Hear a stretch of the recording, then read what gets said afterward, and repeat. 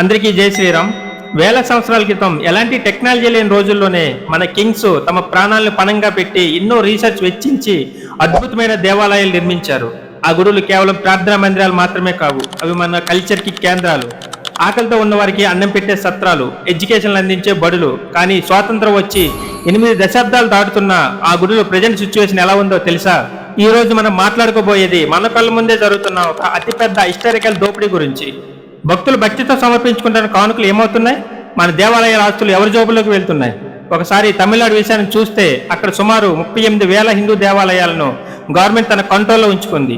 ఈ గుడులకు సంబంధించిన భూములు, షాపుల ద్వారా వచ్చే రెంట్లు సుమారు 5,000 నుంచి 60,000 కోట్ల రూపాయలు రెంట్లు రావాలి. కానీ పాలకుల నిర్లక్ష్యం, కరప్షన్ వల్ల గత 10 సంవత్సరాల్లో గుళ్ళకు రావాల్సిన సుమారు 60,000 కోట్ల రూపాయలు బకాయిలు రాలేదు. ఇప్పటిదాకా రికవరీ చేసింది ఎంతో తెలుసా? కేవలం 60 కోట్లు మాత్రమే. ఈ ల్యాండ్స్ ని ఎంజాయ్ చేస్తుంది ప్రభుత్వంలో పెద్దలు, వాళ్ళ ఫాలోవర్స్. ఈ విషయాన్ని నేను కాదు, టిఆర్ రమేష్ గారు లాంటి టెంపుల్ యాక్టివిస్టులు ఫుల్ ప్రూఫ్స్ తో సహా బయట పెట్టారు.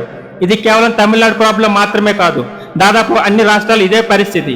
మిగతా మతాల ఫండ్స్ వాళ్ళ కంట్రోల్లోనే ఉంటాయి, కానీ మన హుండీ డబ్బు మాత్రం ఎక్కడికి వెళ్తున్నాయో ఎవరికి తెలియని పరిస్థితి. ఇక్కడ మనం చాలా డీప్ గా ఆలోచించాల్సిన ఒక పాయింట్ ఉంది.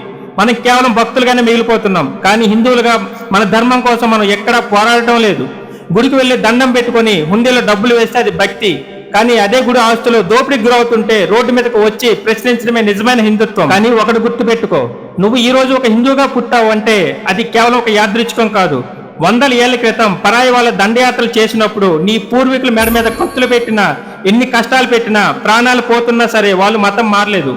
ఎన్నో ఇబ్బందులు భరించి వాళ్ళు నీకు ఇంత గొప్ప సనాతన ధర్మాన్ని గిఫ్ట్గా ఇచ్చారు.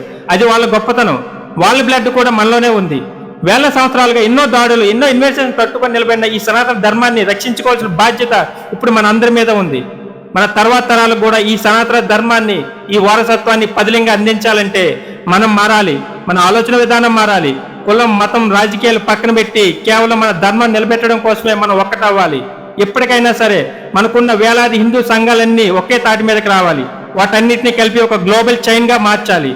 గ్రామ స్థాయి నుంచి మండల, జిల్లా స్థాయి వరకు, రాష్ట్ర స్థాయి నుంచి విదేశీయుల వరకు ఒకే మాట, ఒకే ధర్మం అని ఒకే నినాదంతో ఒక వర్చువల్ నెట్వర్క్ తయారు కావాలి. ఎక్కడో మారుమూల గ్రామంలో సనాతన ధర్మానికి ఇబ్బంది వచ్చిన, గుడిలో ఏ చిన్న విగ్రహం ధ్వంసమైన, గ్రామ స్థాయి నుంచి ఇంటర్నేషనల్ లెవెల్ వరకు ముక్త కంఠంతో ఒకే వాయిస్ తో నిరసన తెలియజేసేలా ఒక అద్భుతమైన సిస్టమ్ ఏర్పాటు కావాలి. ఈ సిస్టంలో పాలిటిక్స్ కి, కులాలకు, మతాలకు అసలు చోటు ఉండకూడదు. ఎవరి స్వార్థాలు వారికి ఉండకూడదు. ఇది సవ్యంగా క్రమశిక్షణతో నడిచే ఒక ఆర్ఎస్ఎస్ లాంటి పటిష్టమైన వ్యవస్థల మరొకటి పుట్టాలి. అప్పుడే ఎవడైనా మన గుడి వైపు కన్నెత్తి చూడడానికి భయపడతాడు. మరి ఈ లక్ష్యాలు నెరవేరాలంటే గ్రౌండ్ లెవెల్లో మనం ఏం చేయాలి? ఆనాడు శాసనాలుంటే ఈనాడు టెక్నాలజీ ఉంది. ఒక భక్తుడు హుండీలో 100 రూపాయలు వేస్తే ఆ ఫండ్స్ ఎక్కడికి వెళ్తున్నాయి అనేది రియల్ టైం ట్రాకింగ్ చేసే డిజిటల్ సిస్టమ్ రావాలి. ఉండే డబ్బులతో కార్పొరేట్ ధీటుగా ఉచిత హాస్పిటల్స్, వేద పాఠశాలలు నిర్మించే ఎకనామికల్ ఎకో సిస్టమ్ రావాలి.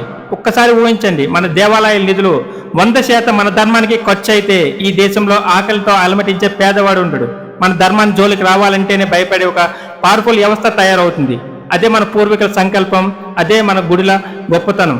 ఈ వీడియో నచ్చినట్లయితే లైక్ చేయండి, మరి 10 మంది హిందూ సోదరులకు షేర్ చేయండి. మార్పు మనతోనే స్టార్ట్ అవ్వాలి. మన ఛానల్ తాలూకు వాట్సాప్ కమ్యూనిటీలో జాయిన్ అవ్వండి. జై హింద్, జై శ్రీరామ్, జై భారత్, స్వస్తి.